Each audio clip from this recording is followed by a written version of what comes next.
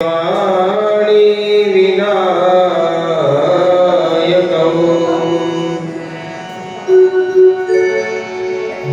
भवानी शंकरौ वन्दे श्रद्धा विश्वासरूपिणौ याभ्यां विनानुपश्यन्ति सिद्धस्वान्तस्तमीश्वर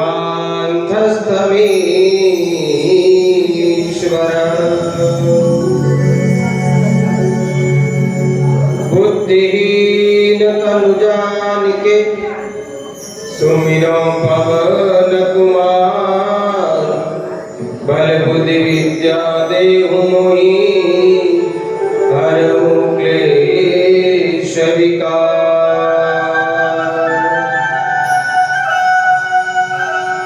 करेण वीणा परिवादयन्ति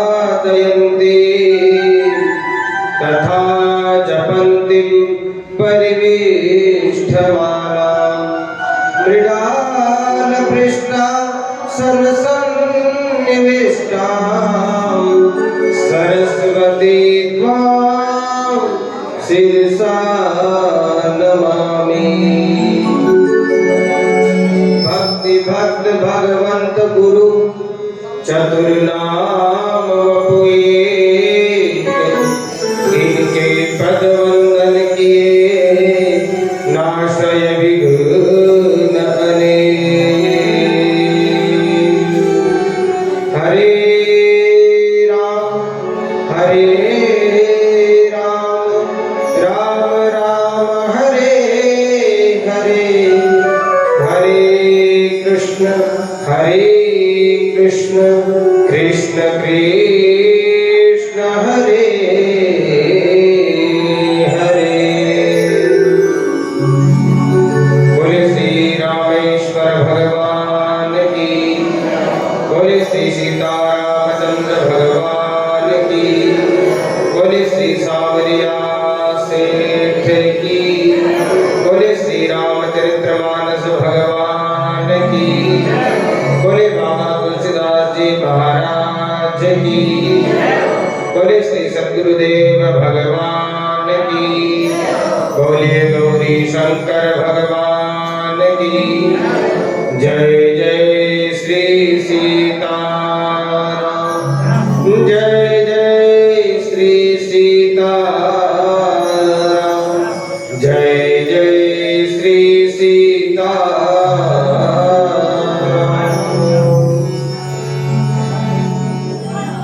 आइए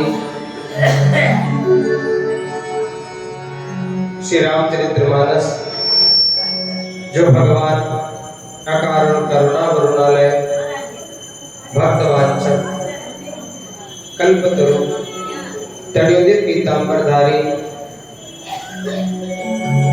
अवध नरेश भगवान श्री राघवेंद्र सरकार की वांग में प्रतिमूर्ति रामचरितमानस जी के चरणों में प्रणाम करते हुए श्री सद्गुरुदेव के चरणों में प्रणाम करते हुए जिनकी अभिलाषा हमें यहाँ तक खींच के लाई,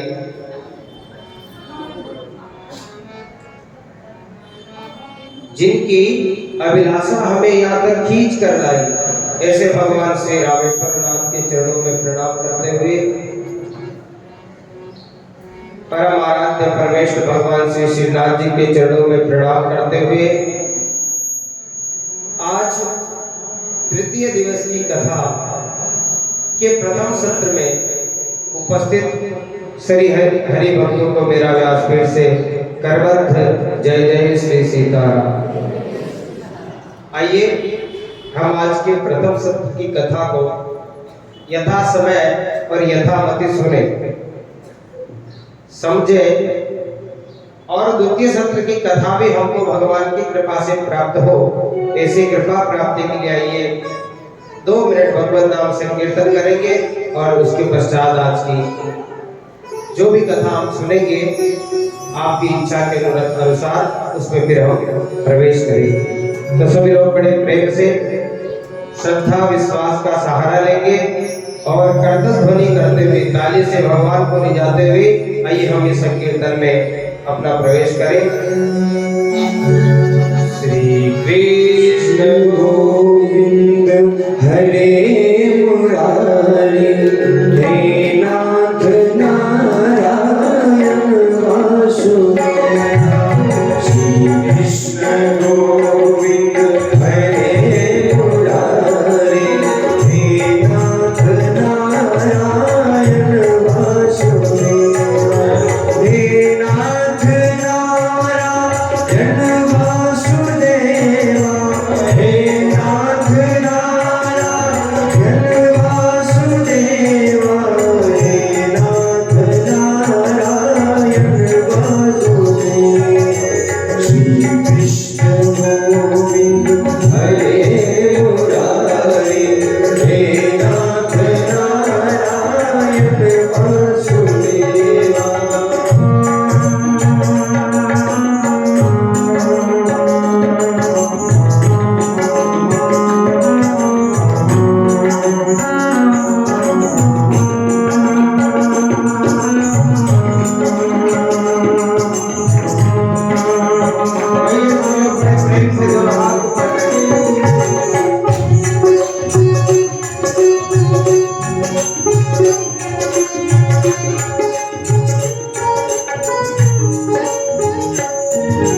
पितुमात स्वामी सखा हमारे, पितुमात स्वामी सखा हमारे, हे नाथ नारायण वासुदेव। श्री कृष्ण गोविंद हरे मुरारी, हे नाथ नारायण वासुदेव। श्री कृष्ण गोविंद हरे मुरारी, हे नाथ नारायण वासुदेव। हे नाथ नारायण वासुदेव, हे नाथ नारायण वासुदेव, हे नाथ नारायण वासुदेव। श्री कृष्ण गोविंद हरे मुरारी, हे नाथ नारायण वासुदेव। श्री कृष्ण गोविंद हरे मुरारी, हे नाथ नारायण वासुदेव। श्री कृष्ण गोविंद हरे मुरारी, हे नाथ नारायण वासुदेव, हे नाथ नारायण वासुदेव, हे नाथ नारायण वासुदेव। जय राजा राम सरकार की जय। आइए, कल तक की कथा में हमने श्रवण किया था मां भगवती गंगा यमुना सरस्वती के तट पर अति रमणीय, अति पावन, अति पवित्र भरद्वाज मुनि के आश्रम से लेकर भरद्वाज मुनि और याज्ञवल्क्य मुनि के प्रश्नोत्तर को हमने सुना और याज्ञवल्क्य मुनि और भरद्वाज महाराज के ही यहाँ से प्रश्नोत्तर के रूप में सती और भगवान शंकर की कथा को हमने सुना। इसके बाद अपनी गृह लक्ष्मी सती के अज्ञान का नाश के लिए भगवान भोले बाबा सती को दंडकारण्य में अगस्त मुनि के यहाँ ले जाते हैं राम कथा श्रवण हेतु। लेकिन सशरीर राम कथा में बैठने के बाद भी मन से राम कथा नहीं सुनी और भगवान भोलेनाथ इस बात को समझ गए और भगवान पर शंका करने के बाद सती का त्याग किया मन से भोले बाबा ने। और इसके बाद सती को अपने पिता प्रजापति दक्ष के यहाँ अपना शरीर यज्ञ कुंड में त्यागना पड़ा। इसके बाद पुनः सती का हिमालय राज के या पार्वती के रूप में जन्म होता है।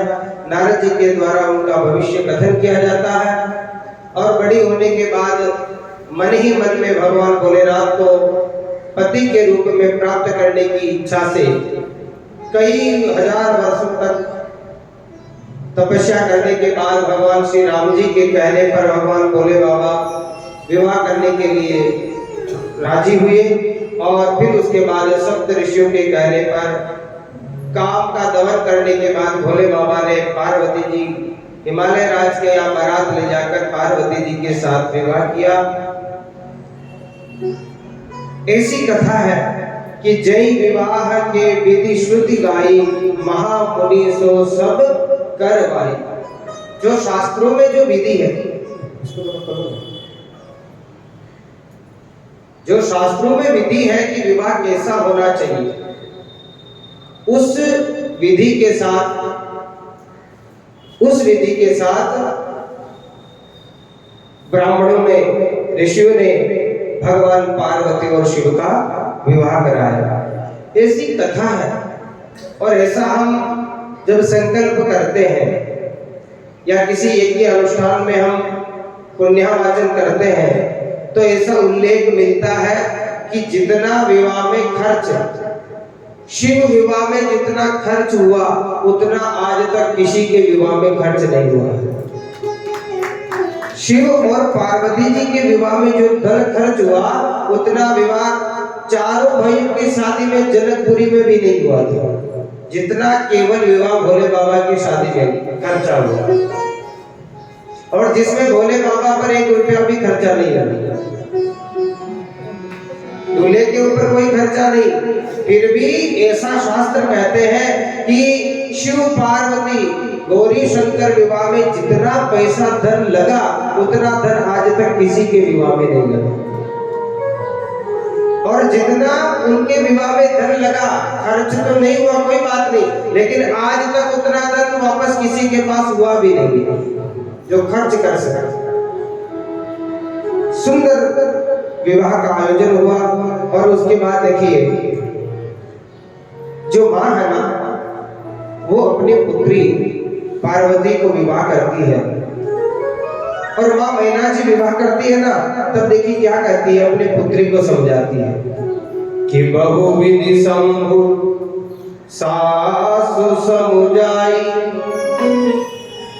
जब अपनी माँ अपनी बेटी को बहुत समझाती है, क्या कहती है कि तुम कैलाश पर जाओगी ना तो अपने पति की खूब सेवा करो।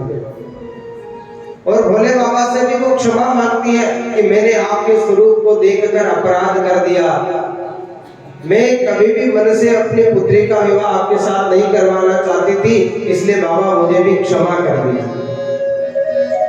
और एक माँ जो चाहती है कि मेरी पुत्री को क्या मिले उसके जीवन में, मेरी पुत्री को उसके जीवन में मिले क्या।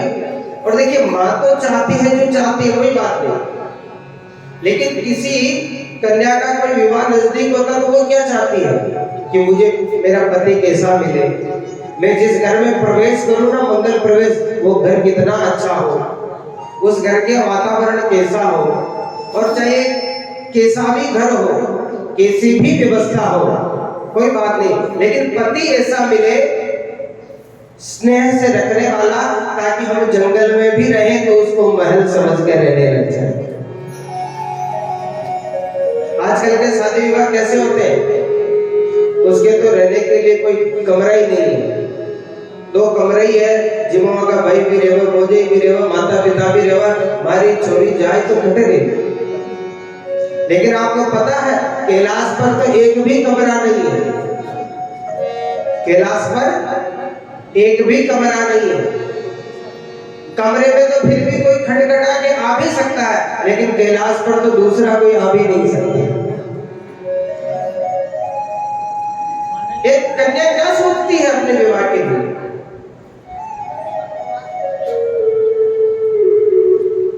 कि झिलमिल सितारों का आंगन होगा, रिमझिम बरसता सावन होगा, रिमझिम बरसता सावन होगा, झिलमिल सितारों का आंगन होगा, रिमझिम बरसता सावन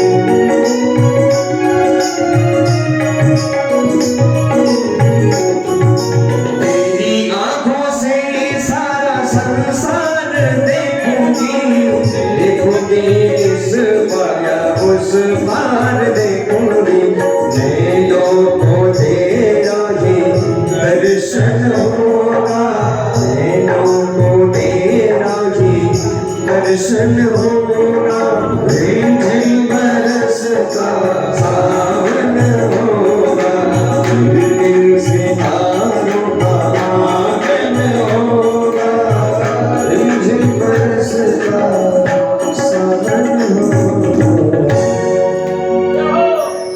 झिलमिल सितारों का आंगन होगा,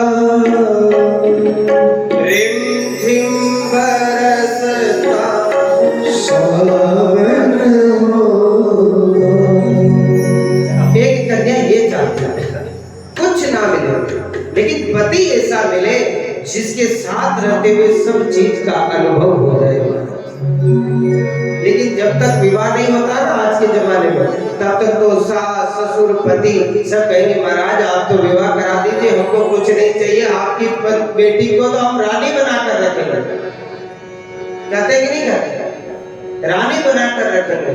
लेकिन जब विवाह हो जाता है, घर आ जाती है, 2-4 दिन रह जाती है, और जब चौथे 5वें दिन बेटी फोन कर देगी माँ आपने क्या देख के दिया?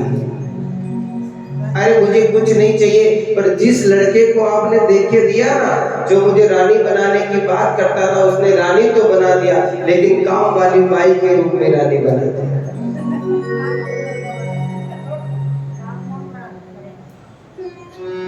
जो पति इतने प्यार से मुझे विवाह करके लाया था ना, वो मुझे दुत्कारने लगा है। मैंने कल बताया ना कि स्त्री का सबसे अवगुण क्या है? टोकना। लेकिन देखिए टोकना फिर भी कदाचित 1% इसको आप सही भी मान लीजिए, लेकिन व्यक्ति का सबसे बड़ा अवगुण क्या है? दुत्कारना। वो धिक्कारता है अपनी पत्नी को कि तूने तेरी माँ से क्या सीखा, पिता से क्या सीखा, तू तो गोबर की गोबर रह गई, गधी रह गई, जाहिल रह गई, अनपढ़ रह गई। मतलब ऐसे ऐसे शब्द बोल पड़ता है जैसा आज तक कभी उस कन्या ने सुने नहीं थे। स्त्री और पुरुष में स्वार्थ दोनों में होता, लेकिन स्त्री का स्वार्थ अपने परिवार के लिए होता और पुरुष का स्वार्थ निज सुख के लिए होता। पुरुष स्त्री से तब ही प्रेम करेगा, तभी प्रिय वचन बोलेगा जब उसका कोई निजी स्वार्थ रहेगा। स्वार्थ पूर्ण होने के बाद तो वो पत्नी को देखना भी दिन भर पसंद नहीं करता। ये सत्य बात कह रहा हूं। स्वार्थ निकल जाने के बाद अगर सबसे ज्यादा पुरुष को किसी से होती है ना, तो स्त्री से होती है। पुरुष जैसा स्वार्थी कोई भी जीव नहीं है। कोई भी जीव पुरुष से ज्यादा स्वार्थी नहीं है। मैं ये बात इसलिए नहीं बोल रहा हूँ कि मेरे को कुछ भी माताओं ने बोला कि महाराज थे तो लुगाई के खाले खाई तो लुगान तक ही खोई को।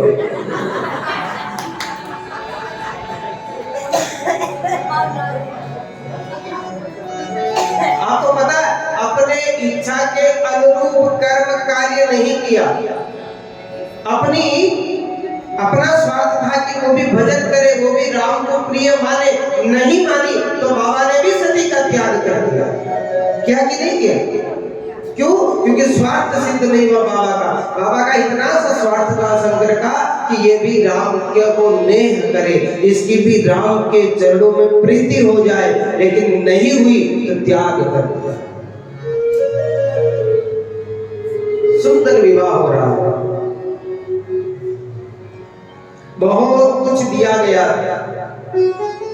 पारितोषिक के रूप में, और जब सब कुछ दे दिया, भोले बाबा अपनी सास मैना देवी को समझा दिया। इसके बाद देखिए कि चले संग हिमवंत तब, कि चले संग हिमवंत तब, पहुंचावन अति है, विविध भांति परितोष कर, विदाहीन रस के। अब भोले बाबा को हिमालय राज विदा कर रहे हैं, जो देना था दे दिया।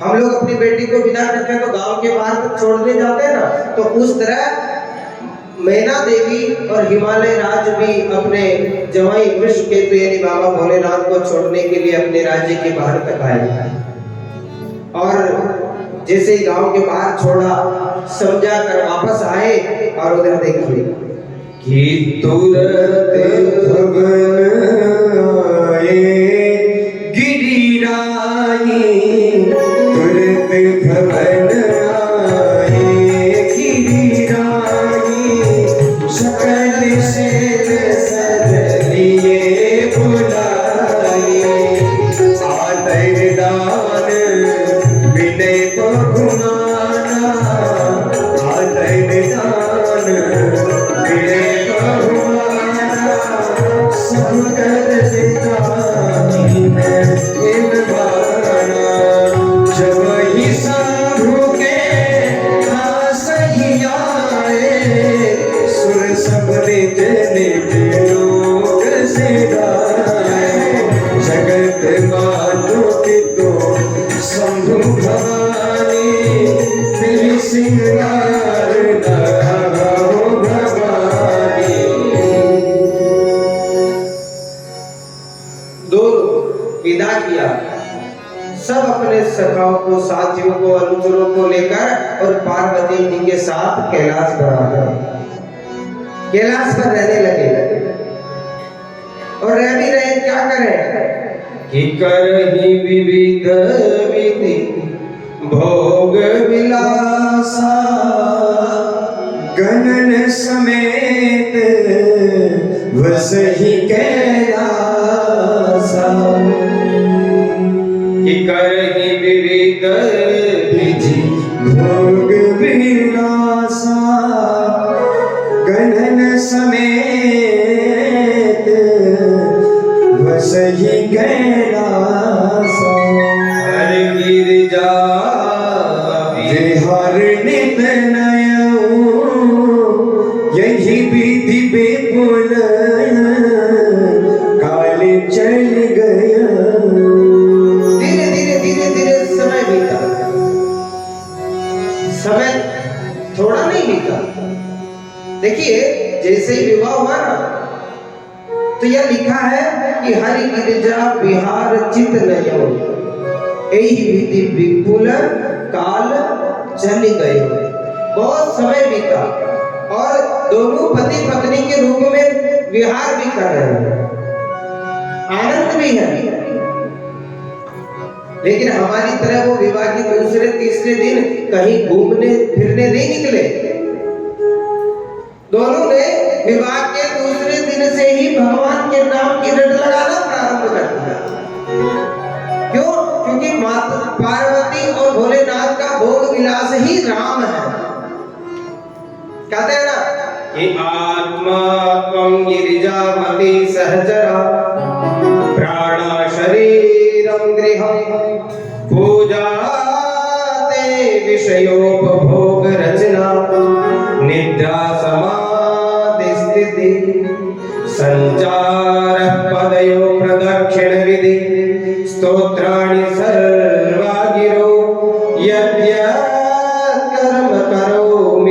तदखिलम शंभो तवारार्थम। भक्त होता ना, भक्त का चलना फिरना भी केवल भगवान के लिए है। वो कहता है कि मेरा चलना फिरना भी प्रभु आपका परिक्रमा मान लेना मेरी, कि मैं अगर कहीं चल फिर रहा हूँ जंगल में घर में, तो आप मुझे ये सोचना कि मेरा भक्त मेरी धरती पर परिक्रमा कर रहा है। यदि मुझे कोई कुछ भी कहे लेकिन मैं आपका नाम सुनूं, ऐसी मुझे शक्ति प्रदान कर देना। यदि मैं सोता भी रहूं ना, तो मेरी स्थिति ऐसी रहेगी जैसे आपकी समाधि लगी। हर स्थिति भक्त की ऐसी होती है। और कितने सालों तक तप में लीन हो गए, और देखिए 1,80,00,000 साल बाद, कितने 1,80,00,000 साल के भी बाद क्या हुआ कि तब जन्मे ऊसड बदन तुम्हारा, तारक असुर समर जेहि मारा। तब जन्मे ऊसड बदन तुम्हारा, तारक असुर समर जेहि मारा। आगमनी गवन प्रसिद्ध पुराना, समुख जलो सकल जग जाना। तब जन्मे ऊसड बदन तुम्हारा, तारक असुर समर जेहि मारा। 1,80,00,000 वर्षों के बाद आज कैलाश पर एक पुत्र षडबदन यानी कार्तिकेय भगवान का जन्म हो जाता है। बोले कार्तिकेय भगवान की। कितने साल के बाद? 1,80,00,000 साल के बाद। हमारे सांसारिक जीवन में 1 करोड़ तो छोड़ दीजिए, संतान होने में 80 लाख भी छोड़ दीजिए, 8 महीने निकल जाए जो ही बड़ी बात है। 8 महीने निकल जाए जो ही बड़ी बात है। इस कलिकाल का ये प्रभाव है हमारा। ये जीव का दोष नहीं है, ये कालगत कर्म है। आप चाह के भी इनको नियंत्रण नहीं कर सकते। और कभी कभी तो विवाही इस स्थिति में हो जाता है कि मां पुत्र को जन्म देने वाली है। इसलिए महाराज ब्याह तो कर लो पेड़ी, न तो थाकी भी बेइज्जती, थाकी भी बेइज्जती। लेकिन देखिए वो कैलाश है, वो कैलाश है, त्रेता युग है, और ये धरती है, कलयुग है। ये मृत्यु लोक है और कलयुग है। कलयुग का यही तो प्रभाव है। जो सब कुछ धर्म को नष्ट करने में अपना पूर्ण बल झोंक दे, वही तो कलयुग है। जो धर्म को नष्ट करने में सब कुछ झोंक दे, उसी को तो कलयुग कहा गया।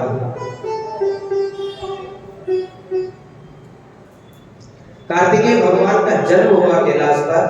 देवताओं ने प्रार्थना की भोलेनाथ से, कार्तिकेय भगवान से कि अब जन्म हो गया, मार दीजिए तारकासुर को। और गए षडबदन कुमार कार्तिकेय भगवान रण में, और एक ही बाण से तारकासुर का उद्धार कर दिया। बोलिए भक्तवत्सल भगवान की। इतना सुंदर ये चरित्र है ना, कौन कह रहे हैं? इतना सुंदर चरित्र ये प्रयाग में भरद्वाज मुनि के प्रश्न करने पर याज्ञवल्क्य ऋषि गा रहे हैं। और भरद्वाज ऋषि ने जब ये चरित्र सुना तो इतना आनंद आया कि शंभु चरित सुनि सरस सुहावा। शंभु चरित सुनि सरस सुहावा। भरद्वाज मुनि अति सुख पावा। शंभु चरित सुनि सरस सुहावा। भरद्वाज मुनि अति सुख पावा। कथा को सुनकर और हृदय में आनंद उमड़ना चाहिए। यदि कथा सुनिए और आपको आनंद नहीं आए तो समझिए आपका सुनना व्यर्थ है। कथा सुनने के बाद यदि आपके मन में थोड़ी भी सद्बुद्धि का, ज्ञान का प्रकाश नहीं हुआ, आपके जीवन में परिवर्तन नहीं आया, तो समझिए आपने केवल धरती का विचरण किया है, आपने धर्म क्षेत्र में रहकर धर्म का आचरण नहीं किया। इसलिए भरद्वाज मुनि को बड़ी आनंद आया, बहुत सुख मिला। और फिर क्या करें कि प्रथमई में कई शिव चरित्र बूझा परम तुम्हार, शुचि सेवक तुम राम के रहित समस्त विकार।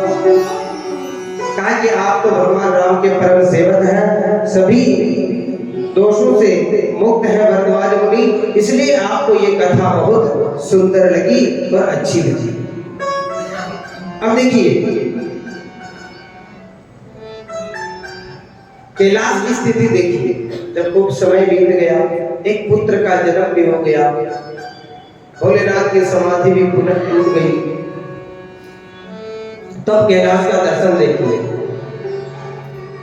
कि बैठे सो है काम रिपु कैसे, कि बैठे सो है काम रिपु कैसे, धरे शरीर सुंदर से। देखने में इतने सुंदर है दोनों कि काम को भी लजा दे, लेकिन संयम इतना है कि संत भी उनके सामने बोले पड़ गए। और एक दिन की बात हुई, क्या हुई कि जब भोलेनाथ को ऐसे बैठा देखा, अकेले में देखा, आनंद में देखा, और ये शुभ अवसर पार्वती को पता लग गया कि आज बाबा आनंद में है और अकेले हैं। देखिए कभी किसी स्त्री को अपने पति से अच्छी पूरी चर्चा करनी हो ना, तो पहले तो देखिए कि मेरे पति का मूड कैसा है, मेरे पति का अभी मूड कैसा है, प्रसन्न है, क्रोधित है या दुखी है। पहले तो उनको ये पहचानिए, फिर उनके पास कोई है कि नहीं है। मैं ये बात दो सामने चार लोगों के बीच कह सकती हूँ कि नहीं कह सकती, ये विचार करिए। पार्वती जी को लगा कि अकेले बैठे हैं, और पार्वती जी ने क्या किया कि पार्वती बल अवसरु जानी, पार्वती भल अवसर जानी, कई समुपजी मातु भवानी, जान प्रिया आदर अतकीरा, प्रिया आदर अतकीरा,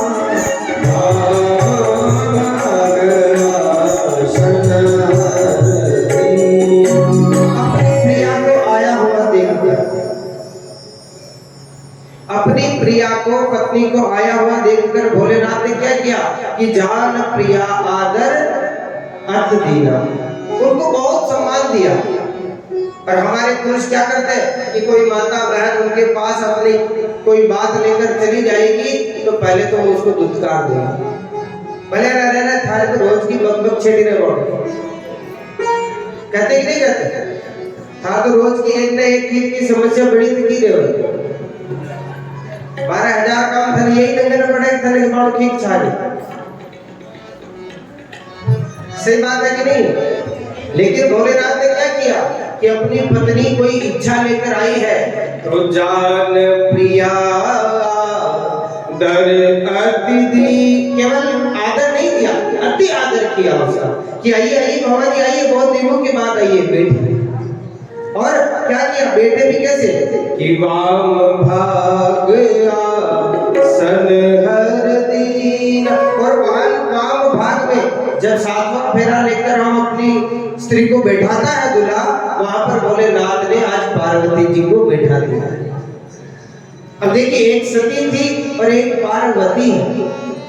जब सती भोलेनाथ के पास आई कुछ प्रश्नों को लेकर, तो भोलेनाथ ने क्या दिया कि सन्मुख शिव आसन बैठा, उसको सामने बैठाया। क्यों? क्योंकि पत्नी रूप में नहीं मान रहे थे, उसका त्याग कर दिया था। लेकिन ये आई पार्वती की जब आई तो भोलेनाथ ने क्या किया? वाम भाग आसन धर दिया और बैठाया, अपने पास में बैठाया, हाथ पकड़ा और बोला, बोलो देवी अब तुम्हें क्या चाहिए, क्या पूछना है, अब पूछो। हम लोग तो अपनी पत्नियों को बैठने भी नहीं देते। कभी कभी तो पत्नी बोलती नहीं, उससे पहले ही पति बोल पड़ता, हाँ भाई फरमाइश बोल, कौन भाई बोल, शाम को बता दो। भोलेनाथ ने कहा कि देवी बताओ क्या प्रश्न है तुम्हारा? तो देवी क्या कहती है कि बाबा मेरे मन में बहुत संदेह है, तो ऐसा करिए आप मेरे को समस्त संदेहों को मिटा दीजिए। पार्वती जी कह रही कि आप मेरे समस्त संदेह मिटाइए। अगर अब भी मेरे मन में संदेह रह गया तो फिर पूर्व जन्म जैसी स्थिति बनेगी और मुझे फिर कहीं ना कहीं शरीर त्यागना पड़ेगा, मुझे फिर त्यागना पड़ेगा और मैं आपसे कभी अलग नहीं होना चाहती। इसलिए मुझे ऐसा ज्ञान दीजिए जो मेरी मति में अजर अमर रहे और सदा आपका संग मुझे मिलता रहे।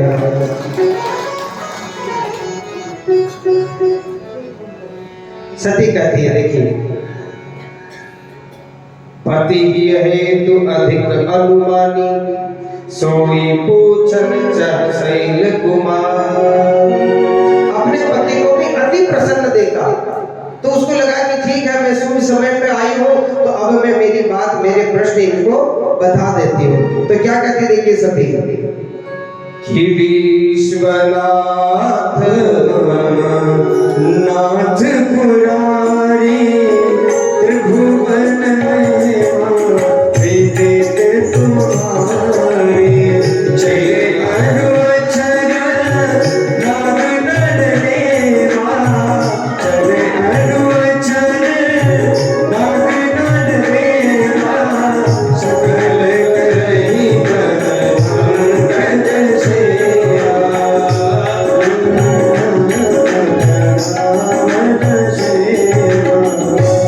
विश्वनाथ नाथ पुरारी त्रिभुवन महिमा विदित तुम्हारे।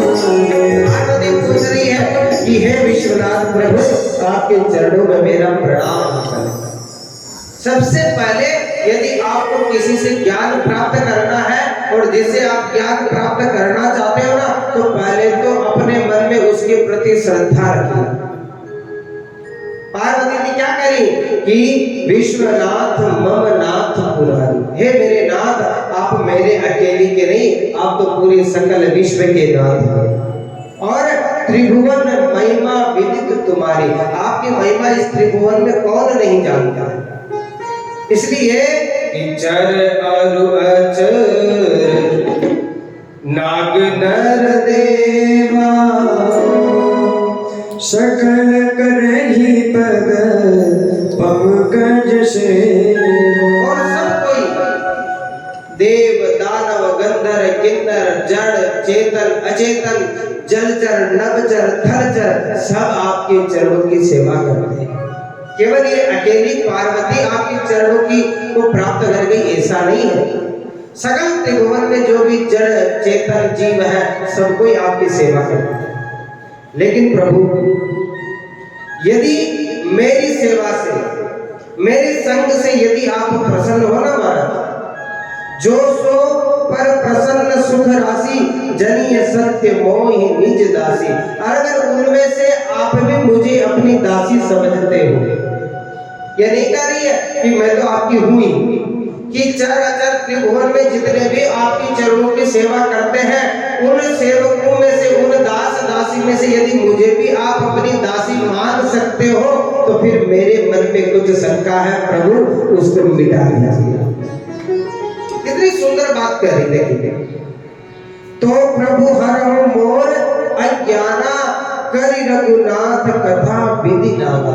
इसलिए यदि आप मुझे अपनी दासी मानते हो तो मुझे रघुनाथ जी की कथा कहिए और मुझ पर कृपा करिए। तब भोलेनाथ देखिए, शेष शारदा वेद पुराण सकल करहि रघुपति गुण तुम पुनि राम दिन राति सादर जपहु अनंग आरती। राम सुभद्र प्रभत सुत सोई अगुण अगलपति सोई। मुझे आप बताइए, वही प्रश्न किए जो भरद्वाज मुनि ने याज्ञवल्क्य जी से किया था, वही प्रश्न आज पार्वती भोलेनाथ से करती है।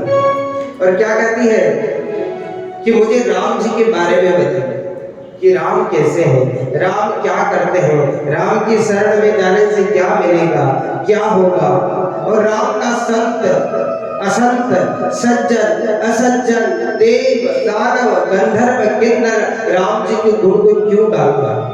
क्या अखिलपति भगवान राम एक ही है, या राम सब अपने अपने काम के लिए, राम जिनका हम चरित्र सुनते हैं सब अलग अलग है? प्रभु तब मोहि बहु भांति प्रबोधा नाथ सो समझई करहु जनि क्रोधा। बिना क्रोध करके, बिना किसी राग द्वेष के मुझे राम के बारे में बताइए कि राम कौन है। अब देखिए, जब इससे प्रसंग छिड़ा तो अब भगवान के मन में, भोलेनाथ के मन में राम चरित्र पूरे सब हृदय में समा गया, क्योंकि उनके हृदय में तो हमेशा भगवान रमण करते हैं। इसीलिए जैसे ही सुना कि कोई मुझसे राम जी का चरित्र सुनना चाहता है, और उसके मन में तुरंत राम जी के संपूर्ण चरित्र भगवान भोलेनाथ के हृदय में आकर विराजमान हो गए। कैसे कि हरि राम चरित सब आए, हरि राम चरित सब आए, प्रेम पुलक लोचन जल छाए। मोदी बहु भांति प्रबोधा नाथ समझ गए जन गोधा। श्री रघुनाथ रूप अरवा परमानंद अमित सुख पावा। श्री राम जय जय राम, श्री राम जय जय राम। कहते हैं कि राम कैसे है, राम कथा कैसी है, राम का नाम कैसा है? कि राम कथा सुंदर करतारी, राम कथा सुंदर करतारी, संशय विहग विरावन हारी। श्री राम जय जय राम, श्री राम जय जय राम। राम कथा करी वितप कुठारी, सादर सुनहु गिरिराज कुमारी। श्री राम जय राम, श्री राम जय राम। राम जन्म के हेतु अनंत। देवी तुमको क्या बताए, हरि अनंत, हरि कथा अनंत। भगवान के अनेक रूप है, अनेक लीलाएं हैं। जाती रही भावना जैसी, प्रभु मूर्ति देखी दिन तैसी। मैं आपको राम के गुण, राम की कथा, राम के नाम की महिमा कहां तक कह सकता हूं। फिर भी देखिए, यथामति कहता हूं कि राम नाम गुण चरित सुहाई, सादर जन्म कर्म अगणित श्रुति लाए। राम जी के जन्म को, राम जी के चरित्र को बहुत कुछ लोगों ने गाया है। वही राम कभी कर्म के कारण सगुण बन जाता है, तो वही राम कभी कर्म के कारण निर्गुण निराकार बन जाता है। देखिए राम एक है, वही सगुण साकार भी बन जाता है, वही निर्गुण निराकार भी बन जाता है। देवी जैसी सामने स्थिति परिस्थिति हो, मेरे प्रभु वही रूप वही लीला वही नाम धर के प्रकट हो जाते हैं। एक भक्त ने पुकार लिया, जंगल में खड़े खड़े भक्त ने 5 महीने तक पुकार लगाई, मेरे प्रभु हरि बनकर प्रकट हो गए। एक भक्त ने तो इतनी कठिनाई इतनी तपस्या में पुकारा कि मेरे प्रभु नरसिंह बनकर प्रकट हो गए। अरे ये तो बालक थे, शुद्ध थे, चित्त थे, पुकार लिया। अरे एक व्यक्ति ने एक जीव ने तो ऐसी परिस्थिति में पुकारा जल के अंदर हाथी ने कि मेरे प्रभु हरि बनकर प्रकट हो गए। इसलिए देवी मेरे प्रभु की अनेक लीलाएं हैं, अनेक नाम है, अनेक गुण है, सगुण भी वही है, निर्गुण भी वही है। सोई जस गाय भगत तब तरही, कृपा सिंधु जनहित तनु धरही। मेरे प्रभु के अनेक रूप अनेक नाम हुए हैं। कभी कभी तो मेरे प्रभु ऋषियों के श्राप के कारण उनको जन्म लेना पड़ जाता है। सनकादि ने श्राप दिया जय विजय को, रावण कुंभकर्ण बने और मेरे प्रभु को राम जी का जन्म लेना पड़ा।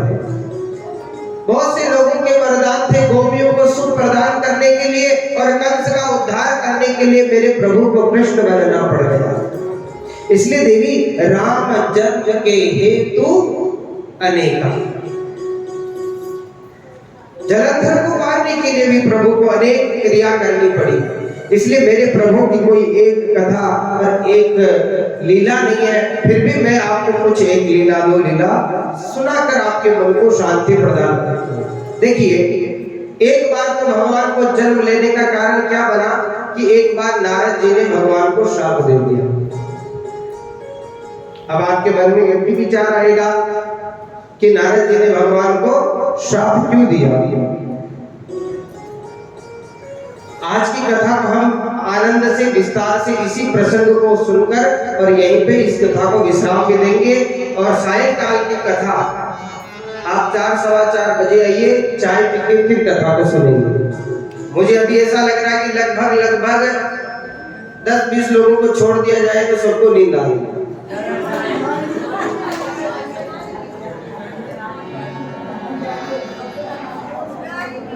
क्या कहते हैं देखिए, बाबा कहते हैं कि एक जन्म कर कारण एहा, एक जन्म कर कारण एहा, भजहि लगी राम धरि नर देहा, श्री राम धरि नर देहा, कभी अवतार प्रभु तेरी, प्रभु तेरी कभी न कभी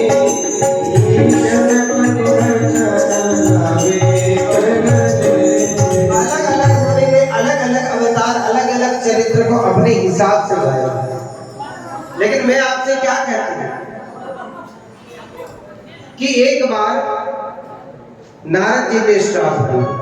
नारद जी ने श्राप क्यों दिया कि देखिए कि हिमगिरि गुहा एक अति पावनी, वह समीप सुरसरे सुहावनी, आश्रम परम पुनीत सुहावा, देख देव ऋषि मन अति भावा, निर्विशेल सरी विपिन विभागा, पद अनुराग। नारद जी महाराज घूमते हिमालय की एक गुफा के यहाँ चले। गुफा को जाकर इतनी रमणीय देखा तो राम जी के प्रति अनुराग हुआ और वहीं तपस्या में बैठ गए। वहीं तपस्या में बैठ गए, लेकिन तपस्या में ऐसे बैठे कि उनको कोई सद्बुद्धि नहीं थी और इंद्र को क्रोध आ गया कि यदि नारद अगर ऐसी तपस्या कर गया और नारद इस तपस्या में सफल हो गया तो ये तो इंद्रासन छीन लेगा, ये तो इंद्रासन छीन लेगा। इसलिए क्या किया, इंद्र ने कामदेव को भेजा और नारद जी पे काम की बाढ़ की वर्षा करने लगा। इतने में भोले बाबा को पता चला कि यदि कोई राम जी का, मेरे प्रभु का भक्त है, तपस्या कर रहा है, और यदि उसको अगर काम इधर उधर कर गया तो मेरे राम जी की भक्ति में विरोध हो जाएगा। इसलिए क्या किया, भोले बाबा ने काम को पराजित करके भगा दिया। और जैसे ही काम गया और नेत्र खुले नारद जी के, तो नारद जी को लगा कि मैंने काम को पराजित कर दिया, मैंने काम को मैंने पराजित किया। तो काम को मैंने पराजित किया ऐसा सुनते ही अभिमान हो गया। और जैसे ही अभिमान हुआ तो सबसे पहले दौड़कर कहां चले गए, भोले बाबा के पास। बोले महाराज महाराज बाबा आज तो गजब हो गई। बोले क्या गजब हुई, कि आज तो मैंने काम को पराजित कर दिया, आज तो मैंने काम को पराजित कर दिया। भोले बाबा ने सोचा कि जिस नारद के आने से राम का नाम सुनाई देता था, आज उस नारद के आने से काम का नाम सुनाई दे रहा है। नारद भटक गया और नारद को ये विस्मय भी हो गया कि इसने काम को पराजित कर दिया। भोले बाबा ने कहा कि मेरे को ये कथा जो सुना रहे हो ना नारद जी, ये कथा केवल मेरे तक ही सीमित रखना, मेरे राम को जाकर मत कहना कि आपने काम को पराजित कर दिया। नारद जी को और अभिमान आ गया कि जरूर भोले बाबा ये सुनना चाहते हैं कि मैं राम को जाकर भी न बताऊं कि मैं कितना प्रतापी हूं कि मैंने काम को भी जीत लिया। आप किसी को ये बता दो कि ये फलानी बात फलाने आदमी को नहीं बतानी है, तो वो जरूर जाके बताएगा। भोले बाबा ने भी सोचा कि नहीं, राम जी को जाके बता देंगे तो मेरे प्रभु को कष्ट होगा कि मेरा भक्त कितना अभी मूर्ख है कि काम को पराजित तो मैंने किया और ये अपने आप को अभिमान मान कर बैठ गए। नारद जी ने कहा कि भोले बाबा मेरे इस प्रताप से जलने लगे, इनको जलन हो रही है। इसे क्या किया कि सीधे पहुंच गए वैकुंठ में। और जैसे ही वैकुंठ में पहुंचे तो पहले तो हमेशा तो जाकर प्रणाम करते थे भगवान को, और आज जाके नहीं किया, आज जाके दूर से ही नमस्कार कर दिया। भगवान ने सोचा कि जरूर कुछ इसके मन में अभिमान आ गया। फिर भी भगवान ने तो देखिए कहा कि अरे देव ऋषि नारद जी पधारिए, आइए आसन लीजिए। नारद जी ने कहा कि बाबा आपको पता नहीं प्रभु। बोले क्या, कि आज मैंने काम को पराजित कर दिया। भगवान ने कहा काम को पराजित कर दिया, बहुत बड़ी बात कर दी नारद जी। आप कभी भी ऐसी जरूरत पड़ेगी तो मैं आपको बुलाऊंगा, मुझे ये काम भी अब करना नहीं पड़ेगा, अब मुझे ये काम भी नहीं करना है। नारद जी और अभिमान में भर आए कि शायद भगवान भी इस काम को नहीं कर सकते, इसलिए कह रहे हैं कि अब काम पड़ेगा तो मुझको बुलाएंगे। अब नारद जी के अभिमान को देखा ना तो भगवान को थोड़ा कष्ट हुआ। कष्ट ये हुआ, उन्होंने सोचा कि जो नारद हमेशा केवल राम नाम रटता है वो आज काम काम क्यों रटने लगा।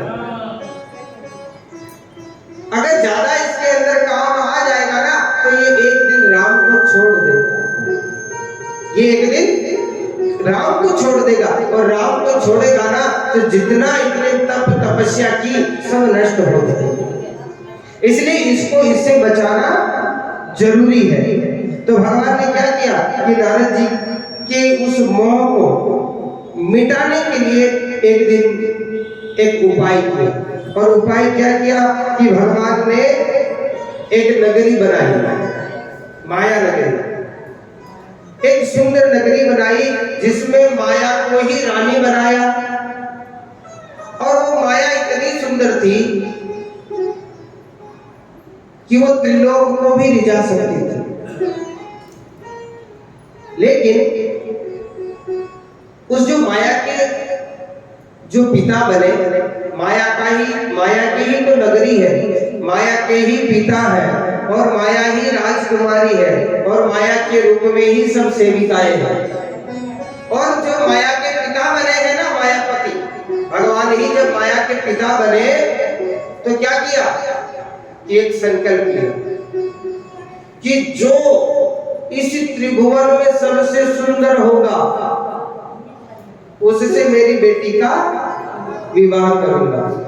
जो इस त्रिभुवन में सबसे सुंदर होगा उससे मेरी बेटी का विवाह करूंगा। और जैसे ही ये संकल्प लिया तो लोगों ने समाचार नारद जी तक भी पहुंचा दिया। नारद जी ने सोचा कि अच्छा इतनी सुंदर है और मैंने तो काम को भी मोहित कर रखा है। नारद जी ने भी कहा कि ठीक है, तब तो इसके लिए तो मैं भी तैयार हूं। अब धीरे धीरे समय बीता, स्वयंवर नजदीक आने वाला था। इतने में नारद जी को सूचना मिली कि जो सबसे सुंदर होगा त्रिभुवन में उससे विवाह करेगी। और नारद जी ने समाचार क्या सुना कि जो इससे विवाह करेगा वो त्रिभुवन में सुंदर हो जाएगा। उल्टा सुन लिया, जो इससे विवाह करेगा वो त्रिभुवन में सुंदर हो जाएगा। अब देखिए बात उल्टी सुन ली। धीरे धीरे स्वयंवर का समय भी आ गया विश्व मोहिनी के। और जब स्वयंवर का समय नजदीक आया तब क्या किया उन्होंने कि एक किसी से पूछा कि बताओ मैं सुंदर लगता हूं कि नहीं लगता हूं। आपको पता दूल्हा जब बीत तैयार होता है तो अपने दोस्तों से 20 बार पूछता है ड्रेस ठीक लग रही कि नहीं लग रही, सापा ठीक है कि नहीं है, अच्छा बताओ सेंट पाउडर सब ठीक लग रहा है कि नहीं लग रहा। पूछते कि नहीं पूछते? इस तरह नारद जी सबसे पूछते फिर रहे। तो एक ने कह दिया कि आप में वो बात नहीं है नारद जी, जो भगवान नारायण में है वो बात आप में नहीं है। बोले अच्छा फिर क्या करें? आप ऐसा करो कि भगवान नारायण से कुछ दिन के लिए उनका स्वरूप मुख उधार मांग लो। भगवान के मुख को आप उधार ले लो 2-3 दिन के लिए। जैसे ही स्वयंवर बीतेगा आपका विवाह हो जाएगा और आप वापस लौटा देना। तो बोले ठीक है। एक दिन गए और जाते ही आप देखिए जैसे ही गए और भगवान को प्रणाम किया। स्वार्थ लाज करें सब प्रीति, भगवान को प्रणाम किया। भगवान ने कहा नारद जी बताइए क्या हुआ? बोले सरकार ऐसी बात है। बोले ठीक है, मैं आपको अपना स्वरूप प्रदान कर दूंगा, कोई दिक्कत नहीं है। और भगवान ने जैसे स्वरूप प्रदान किया तो कैसा स्वरूप प्रदान कर दिया?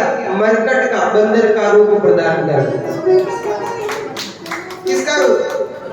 चेहरा नारद जी का बंदर का बना दिया। आप महाराज नारद जी जिससे भी पूछे कि मैं कैसा लग रहा हूँ, पहले दूर से लोग बोल देते रहे नारद जी आज तक आप ऐसे कभी नहीं लगे, आज तक तो आपका ऐसा स्वरूप किसी ने देखा ही नहीं। और सब जब आपकी कोई हर लोग आपकी प्रसन्नता करने लगे ना तब ये समझ जाना कि कुछ ना कुछ कमी है, कुछ ना कुछ कमी है, तब सब लोग प्रसन्नता करें। लेकिन माया का ऐसा चक्कर था प्रभु की कि नारद जी समझ नहीं। स्वयंवर का दिन आ गया, कुर्सियां लग रही थी, आसन, उस पे जाकर सबसे पहले नारद जी एक दिन पहले ही द्वार पे खड़े हो गए कि कल ये गेट खुलेगा तो आगे आगे मैं बैठूंगा। जैसे ही वो सभागार खुला नारद जी दौड़ गए और पहली पंक्ति में पहले नंबर की कुर्सी पे बैठ गए। अब देखिए जरूरी नहीं है कि आप पहले नंबर पे आए हो तो आपको मिलेगा ही मिलेगा। हम लोग कहते हैं ना महाराज वो तो 3 दिन पहले टिकट कराया तो भी कंफर्म करो। जरूरी नहीं है कि आपने 3 दिन पहले कराए हो, 3 महीने पहले कराए और कंफर्म मिल जाए। और ये जरूरी भी है कि कोई 1 दिन पहले तत्काल में भी कराए और कंफर्म मिल जाए। मिलता है कि नहीं मिलता? ये इसलिए कह रहा हूं कि आपको ये प्रसंग सही समझ में आ जाए। मैं ये नहीं कह रहा हूं कि आपके टिकट किसी के है कि नहीं है, नहीं है तो भी भिलवाड़ा जाना है तो भी भिलवाड़ा जाएगा, जिसका है वो भी भिलवाड़ा ही जाएगा, जिसका नहीं है वो भी भिलवाड़ा ही जाएगा। लेकिन जिसका नहीं है उसको बनाकर जाना है, फर्क इतना ही है बस। दरवाजा खुला, नारद जी बैठ गए। उधर 2 लोग भोलेनाथ ने भेज दिए। अपने 2 गणों को एक ब्राह्मण का वेश धारण कराया और उस नारद जी के पीछे वाले आसन पर बैठा दिया। जैसे नारद जी के पीछे आसन पर वो दोनों रुद्रगण बैठे हैं ना तो वो क्या चर्चा करते हैं? जैसे ही वो कुमारी आएगी विश्व मोहिनी, और वो इसी का वर्ण करेगी। बस विश्व मोहिनी के आने की देरी है, गले में इसी के माला डालेगी, ऐसा सुंदर तो और कोई नहीं।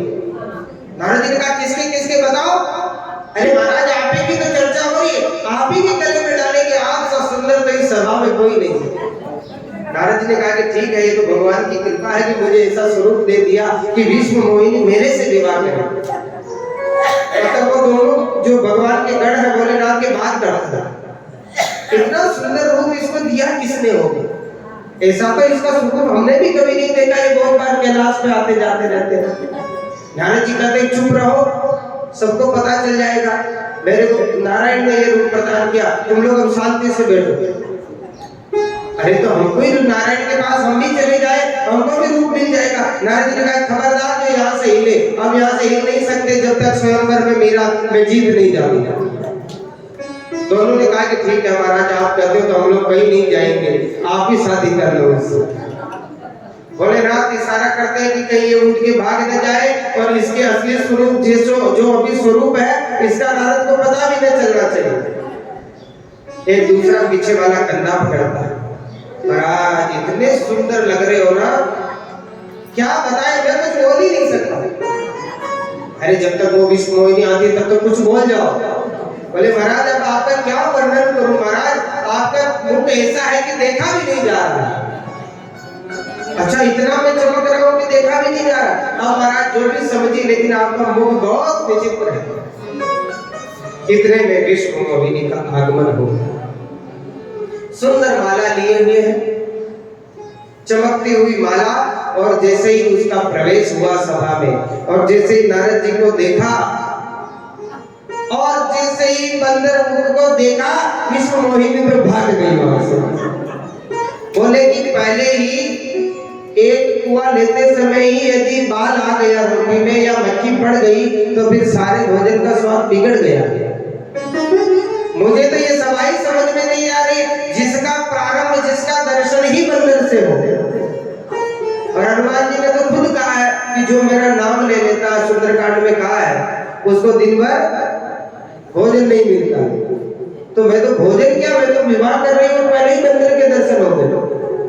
उसके पिता ने लोगों ने समझाया, आई आकर सभा को देखती है ना, तो भगवान स्वयं एक राजकुमार का रूप बनाकर बैठे थे, और उस विश्व मोहिनी ने भगवान के गले में माला डाल दी। जैसे ही विश्व मोहिनी ने भगवान के गले में माला डाली, सभी सभा बिछुड़ गई, और महाराज नारद जी क्रोधित हो गए। बोले ऐसा कैसे, रूप तो मेरा इससे भी सुंदर है, मैंने तो भगवान विष्णु का रूप धारण किया, ये विष्णु से सुंदर थोड़ा है क्या जो मेरी ऐसी स्थिति हो गई। उन रुद्र गणों ने कहा महाराज धीरे बोलिए, आपको तो विष्णु का स्वरूप शायद दिया नहीं दिया, लेकिन वो खुद विष्णु ही है। बोले विष्णु है, फिर मेरे को कैसा रूप दे दिया?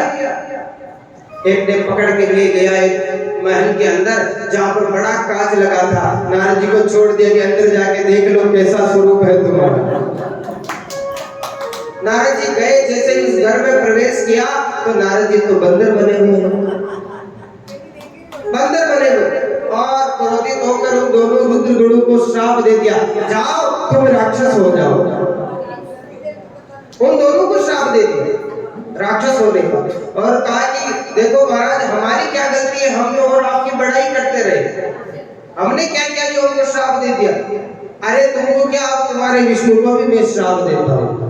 और गए क्षीर सागर की तरफ दौड़ते हुए। भगवान ने सोचा कि क्षीर सागर दौड़ते हुए नारद आएंगे, और तब तक हो सके उसका क्रोध कम हो जाए, और न जाने उसको सद्बुद्धि आ जाए और कहीं मेरे को श्राप देने से चूक जाए। इसलिए भगवान ने क्या किया, एक रथ सजाया, एक तरफ विश्व मोहिनी को बिठाया, एक तरफ माता लक्ष्मी को बिठाया, और स्वयं नारद जी की ओर दौड़ने लगे।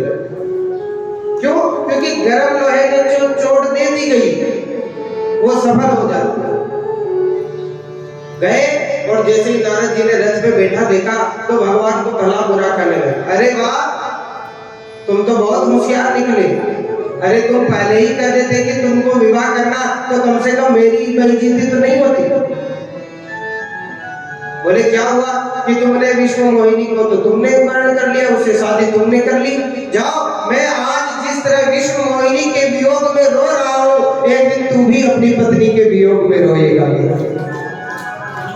जिस तरह मैं भटक रहा हूँ विश्व मोहिनी के वियोग में, एक दिन ऐसा समय आएगा कि आपको धरती पर जन्म लेना पड़ेगा और आप भी वन वन भटकते हुए अपनी पत्नी को खोजते हुए रोते रहोगे। मैं आपको श्राप देता हूँ। और जैसे ही श्राप मिला और भगवान ने वो माया का पर्दा हटाया, ना तो विश्व मोहिनी है, ना कोई रथ है, ना कोई लक्ष्मी है, केवल वहां पर भगवान नारायण खड़े हैं। और जैसे ही नारायण को देखा, उनको पुनः ज्ञान प्राप्त हुआ, चरणों में पड़ गए कि प्रभु मैंने आपको श्राप दे दिया, मुझे क्षमा करिए। भगवान ने कहा कि आप कौन होते मुझे श्राप देने वाले? ये कथा, ये प्रसंग तो मैंने रचाया कि आपके द्वारा मुझे ये श्राप मिले, आपके द्वारा मुझे ये श्राप मिले। ऐसी कथा है कि इसी श्रापवश पुनः भगवान का अगला जन्म रामावतार में होता है। और जिस तरह नारद विश्व मोहिनी के वियोग में भटकते हैं, सीता हरण के बाद राम जी भी उस वियोग में भटकते रहते हैं। इसलिए पार्वती बहुत से भगवान के अवतार हुए हैं। इसी के साथ भगवान ने एक और लीला की, जिसमें एक राजा की कथा है। मनु और शतरूपा का भी देखिए इस बीच में वर्णन आया है। और एक राजा की जो कथा है, राजा प्रताप भानु की कथा है। आइए हम केवल एक कीर्तन के साथ इस कथा को यही विश्राम देंगे। आप लोग चाय पी के फिर आइए और फिर आज राजा प्रताप भानु की कथा से लेके और आज सायंकाल कथा में प्रभु राम के जन्म की कथा को हम लोग बड़े आनंद से सुनेंगे। जय जय श्री सीता, हरे राम राम राम सीता राम राम राम, हरे राम राम राम सीता राम राम राम, हरे राम राम राम सीता राम राम राम, हरे राम राम राम सीता राम राम राम, हरे राम राम राम सीता राम राम राम, हरे राम राम राम सीता राम राम राम।